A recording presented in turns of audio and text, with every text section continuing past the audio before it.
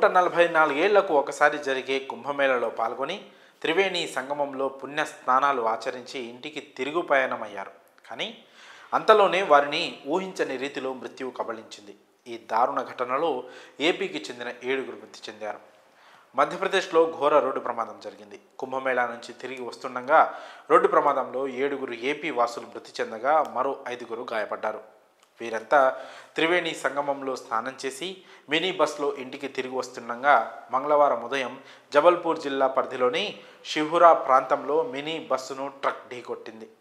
మధ్యప్రదేశ్లోని జబల్పూర్ జిల్లాలో ఈ ఘటన జరిగింది. ఈ విషయాన్ని జబల్పూర్ జిల్లా కలెక్టర్ దీపక్ కుమార్ సక్సేనా వెల్లడించారు.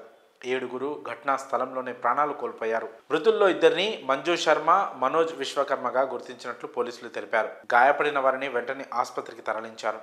ఈ ఘటనపై కేసు నమోదు చేసుకున్న పోలీసులు ఆ ప్రాంతంలోని సీసీటీవీ ఫుటేజ్లను పరిశీలిస్తున్నారు.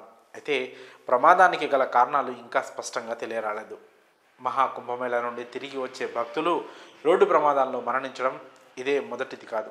సోమవారం తెల్లవారుజామున మహాకుంభమేళా నుండి తిరిగి వస్తుండగా ఆగ్రాకు చెందిన దంపతుల కారును ట్రక్కు ఢీకొట్టింది. ఈ ప్రమాదంలో దంపతులు మృతి చెందగా మరో 4గురు గాయపడ్డారు. పోలీసులు ట్రక్కును స్వాధీనం చేసుకుని డ్రైవర్ను అదుపులోకి తీసుకున్నారు. అదేవిధంగా ఉత్తరప్రదేశ్లోని సోన్భద్ర జిల్లాలో కూడా ఒక ప్రమాదం జరిగింది. ఒడిశాలోని రూర్కేలాకు చెందిన ఒక వ్యక్తి కారు బస్సును ఢీకొట్టడంతో అతను మృతి చెందగా మరో 6గురు గాయపడ్డారు.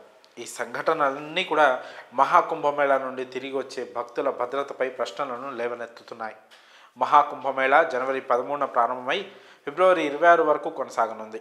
ఫిబ్రవరి 9 వరకు 44 కోట్లకు పైగా భక్తులు త్రివేణి సంగమంలో స్నానం ఆచరించారు. మరి ఈ దారుణ ఘటనలపై మీ అభిప్రాయాలను కామెంట్స్ రూపంలో తెలియజేయండి.